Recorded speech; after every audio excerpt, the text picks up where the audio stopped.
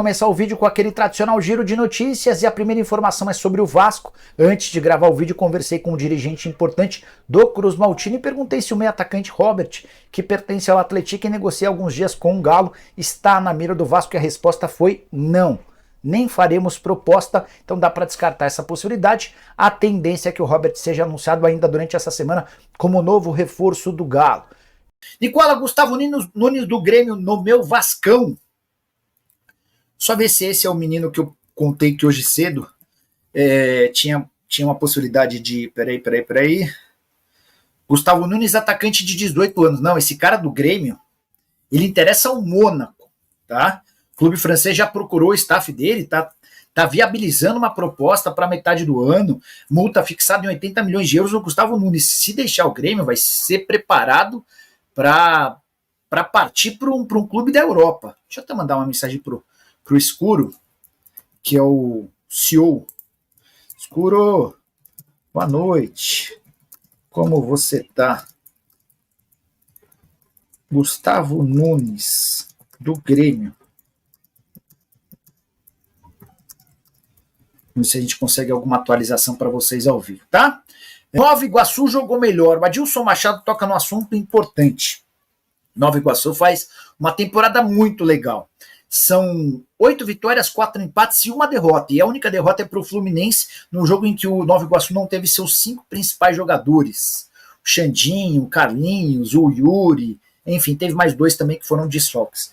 Empatou com o Flamengo, é bem verdade, com as reservas do Flamengo. Empatou com o Botafogo, venceu e empatou com o Vasco. E esse empate contra o Vasco no domingo foi de uma superioridade no Nova Iguaçu imensa, né? Mas a principal informação vem agora. Hoje de manhã eu conversei com o presidente do Nova Iguaçu, com o Jânio. Eu até devia colocar ele no ar qualquer dia desse. Acho que seriam entrevistas legais. Com o presidente da Portuguesa, com o presidente da Ponte. Enfim, acho que até um erro meu poderia usar essas lives dessa semana para ouvir esses caras. Mas eu perguntei para o Jânio, qual que é a tua folha? Chega a 300 mil, porque eu li gente lá no Sul publicando, Nova Iguaçu enfrenta o Internacional, e eu vi gente no Sul publicando que a folha chegaria a 300 mil. Ele falou, Nicola, não chega em 300 mil. É menor. Não é muito menor, mas é menor. Então vamos trabalhar com 250 mil, 260 mil. O teto salarial no Nova Iguaçu é de 20 mil reais por mês. Não tem nenhum jogador que fez uma baita partida contra o Vasco no último domingo que ganha mais do que 20 mil reais por mês. Cara, é muito louco. O futebol é muito louco. É o futebol que permite que atletas, vamos lá, 260 mil por mês. Cara, a maioria do elenco do Vasco hoje ganha mais do que 260 mil por mês, a maioria. Então o único atleta do Vasco, pega o Medel. O Medel ganha 700 mil reais mensais fixos, tá? Ele ainda tem direito à luva e tal. O Medel ganha quase 3 meses da folha salarial inteira do Nova Iguaçu. É muito louco. O futebol tem umas coisas, enfim. Então, muito mérito aos caras do Nova Iguaçu. Trabalho espetacular. Tenho gostado bastante. E o Vasco, Nicola, algum meio-campo previsto? Rosana Silva, o nome dos sonhos para o meio-campo é o Marlon Freitas, tá? É um negócio difícil. O Botafogo não gostaria de negociá-lo. O Marlon Freitas até vê com bons olhos uma mudança, porque está muito criticado pela torcida. Então, hoje, o Vasco vai insistir na contratação do Marlon. É óbvio que vai esperar pelo fim do jogo contra o Red Bull Bragantino, para ver se o Botafogo vai para a Libertadores ou para a Sul-Americana, mas o Vasco vai insistir nessa contratação, entende que o Marlon Freitas é o jogador necessário depois das contusões do Jair e do Paulinho de Paula, né? Cara, o Galdames sentiu a condição física, jogou muito mal contra o Nova Iguaçu. Eu tava gostando do Galdames. Muito bem, minha gente, então vamos lá. Olha, hoje, 5 anos da morte de Eurico Miranda. Eu tive o prazer de conviver com o Eurico, tínhamos uma boa amizade, graças a Deus, ele me respeitava, eu o respeitava, e fiz grandes matérias com ele, e sem dúvida, se não foi o maior, um dos maiores dirigentes do Vasco e do futebol brasileiro, de muitas e muitas e muitas e muitas histórias, de notícias, né? Um cara que tinha uma percepção na frente dos seus adversários, dos seus parceiros. Ele era um dos poucos que lia o regulamento das competições e protegia os chamados times pequenos. Nos campeonatos que eram feitos na Federação do Rio de Janeiro, Eurico fechava com os pequenos, porque o trio Botafogo, Flamengo e Vasco sempre, né, indo contra as decisões, as vontades do Vasco da Gama por causa de Eurico Miranda. E aí ele fazia a maioria porque ele protegia os times pequenos, principalmente quanto às partidas televisadas, né, em TV aberta, para que os pequenos pudessem vender a logomarca aqui, o patrocínio na camisa e faturar um dinheiro maior. Isso é uma das poucas coisas que a gente pode contar, entre outras tantas. Para quem não sabe, foi Eurico Miranda que criou a Copa do Brasil, quando ele foi dirigente da CBF, no primeiro ano de mandato do Ricardo Teixeira, diretor de seleções, mas ele teve a ideia de copiar a Copa de Portugal, a Copa da Inglaterra, a Copa da Espanha, e ao invés dos clubes fazerem o chamado Bye Bye Brasil, aquelas excursões, eles jogariam contra os chamados times pequenos a Copa do Brasil. E detalhe, isso foi criado em 1989, a primeira edição da Copa do Brasil, e o Vasco foi ganhar sua primeira no ano de 2011, 2012, não estou muito certo aqui, em cima do Curitiba, fora de casa.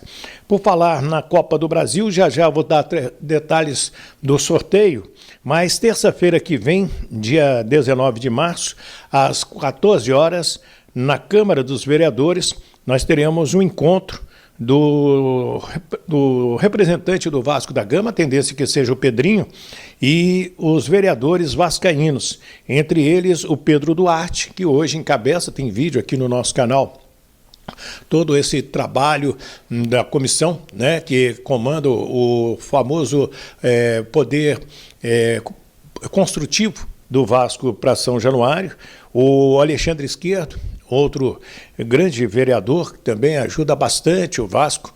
Ele, junto com o Zé Colmeia, são um dos responsáveis pelo terreno onde está o CT Moacir Barbosa, o Alexandre Esquerdo, o Paulo Pinheiro, outro grande vascaíno, e outros vereadores também que são simpatizantes ao potencial construtivo de São Januário. Então é um projeto extremamente importante e precisa ser votado quanto antes para que possa o Vasco correr atrás de parceiros, conseguir, né, o dinheiro, cerca de R$500 milhão para fazer seu novo estádio de São Januário para cerca de 48 mil pessoas.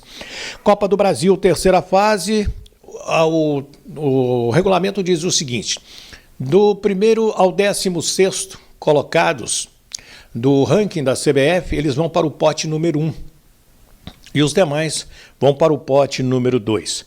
Hoje, já com certeza, no pote 1 estão Flamengo, Palmeiras, São Paulo, Atlético Paranaense, Galo, Fluminense, Grêmio, Botafogo, Bragantino e Atlético Goianiense. Esses times aí, e mais o Atlético Goianiense, que já está classificado da segunda fase, eles estão vindo das competições internacionais. E no pote 2, neste momento, está o Vasco, que é o 22º colocado. Mas o Vasco pode pular para o pote número 1 e não correr o risco no sorteio de pegar um Flamengo, Palmeiras, São Paulo, Fluminense, Grêmio, Botafogo, Galo, né? O Bragantino. Pode. Para que isso aconteça, o Vasco precisa, então, neste meio de semana, torcer para que a Portuguesa, por exemplo, né, elimine o Cuiabá. Quem mais aqui? O São Bernardo elimine o Corinthians. O Nova Iguaçu elimine o Internacional. O Retrô tire o Fortaleza. E o Caxias tire o Bahia. Não precisa acontecer tudo isso, né? Precisa de alguma coisa em cima disso, um ou outro, para que o Vasco suba, então, no ranking e possa entrar no pote número 1. Então, o Vasco tem que torcer para a eliminação de um deles, Corinthians, Inter, Fortaleza, Cuiabá ou Bahia, para ir ao pote 1 e não pegar os times mais fortes. Então, isso aí é um assunto interessante. Vamos ficar de olho. Eu brinquei com meu amigo André Ribeiro na Rádio Tupi, com o nosso Rumelião também, é hora de ligar o secador, né? E esperar que um grande aí possa tropeçar e o Vasco fique no pote número 1 da Copa do Brasil para o sorteio da terceira fase, que ainda não tem data. Também não teremos jogos da Copa do Brasil em abril, os jogos serão no mês de maio. Olha, uma bonita entrevista foi dada pelo Léo Jardim à Vasco TV, e a gente vai reproduzi-la aqui, uma entrevista exclusiva à Vasco TV, falando da convocação da seleção. Ele estava dando banho no filho dele, né? Quando foi mexer no celular e viu que tinha muitas mensagens e todo mundo o cumprimentando pela convocação para a seleção brasileira. Vamos assistir da Vasco TV. Ontem eu estava dando banho no meu filho, na verdade. E aí quando eu acabei, que eu desci para pegar o celular já estava carregado com não sei quantas mensagens e ligação perdida. E aí foi quando eu fui abrir para ver e aí que eu fiquei sabendo. Então foi uma surpresa, muito feliz, e realmente é um sonho de todo jogador, e com certeza é um sonho que se realiza.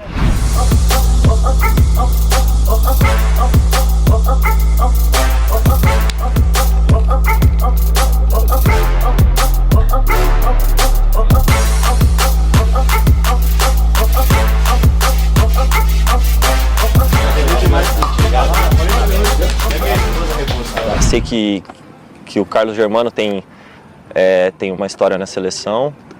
Vi que também o Fábio, quando começou aqui no clube, também teve convocações para a seleção principal. Eu fico muito feliz, é um sonho realizado, é um sonho de criança. Como eu falei, acho que toda criança que começa a jogar futebol, todo jogador tem esse sonho de chegar na seleção brasileira, de ser convocado, vestir a camisa da seleção. Então, para mim é isso, significa a realização de um sonho, e também é uma resposta de que o trabalho no dia a dia, todo trabalho, todo sacrifício vem sendo bem feito, né? Eu sou muito grato a todos os meus companheiros. Com certeza, sem eles não estaria tendo essa oportunidade que eu estou tendo hoje, né? Acho que mais importante de tudo também é agradecer à instituição, ao clube, que me recebeu com as portas abertas, confiou no meu trabalho, no meu potencial. Eu sou e sempre vou ser muito grato ao Vasco. Eu comecei quando o Brasil foi campeão, e como eu falei, eu acho que todo mundo que joga futebol sonha em um dia representar a seleção brasileira, né? Ainda mais a seleção brasileira sendo respeitada no mundo todo. Eu acho que é o sonho de qualquer jogador, e eu me sinto muito feliz, muito honrado de hoje poder estar fazendo parte desse grupo, sabe? Então eu acho que é isso, é realmente olhar para trás e passar um filme na cabeça de tudo que eu passei, dos altos e baixos, né, da carreira até aqui, mas que com certeza é um momento muito gratificante. Eu acho que expectativa a gente sempre tem, mas eu sempre tive muito claro na minha cabeça que a convocação ela é uma recompensa pelo trabalho que é feito no clube, né? Então eu acho que, e não só individualmente falando, eu acho que o grupo como um todo tem que estar performando bem, fazendo um bom trabalho para que as individualidades possam sobressair. Então eu acho que é claro que a gente sempre, na nossa cabeça, cria a expectativa, mas eu sempre tive isso muito claro que dependia completamente do desempenho, não só meu, mas da equipe também dentro de campo. Cara, me sinto muito honrado de fazer parte de uma lista tão seleta de goleiros que tiveram essa oportunidade.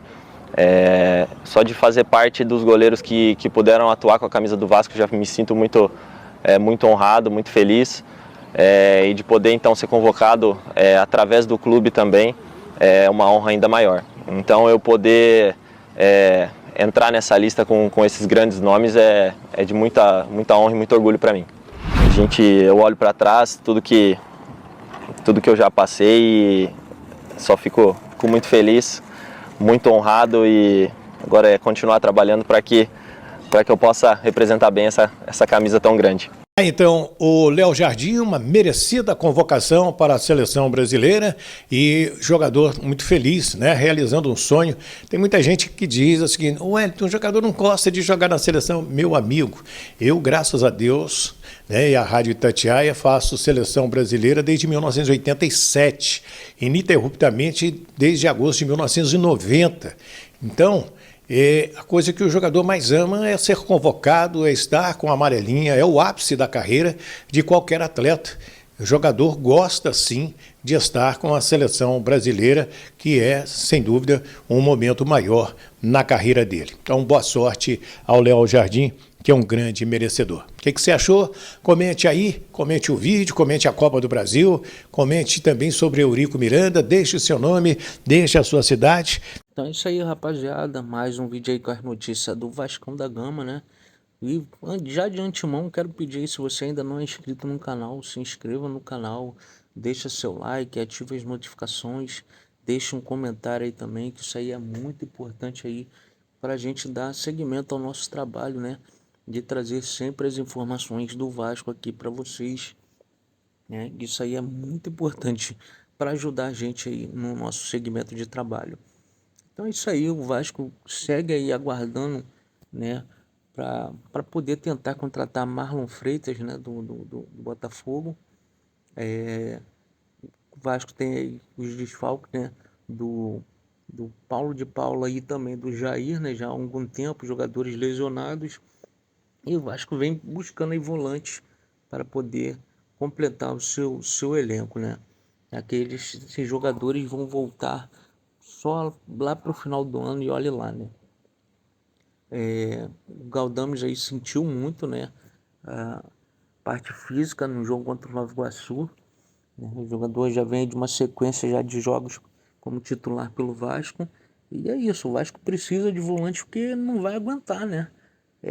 Muitos jogos, né? Ainda vai vir aí o Campeonato Brasileiro, Copa do Brasil. Então o Vasco precisa se reforçar. Tá insistindo aí no Marlon Freitas, né? O Vasco vai aguardar e saber qual vai ser o futuro do Botafogo, né? Para poder saber se consegue contratar o jogador ou não. O que você acha dessa contratação aí? O Vasco deveria insistir mesmo em Marlon Freitas ou buscar algum outro jogador?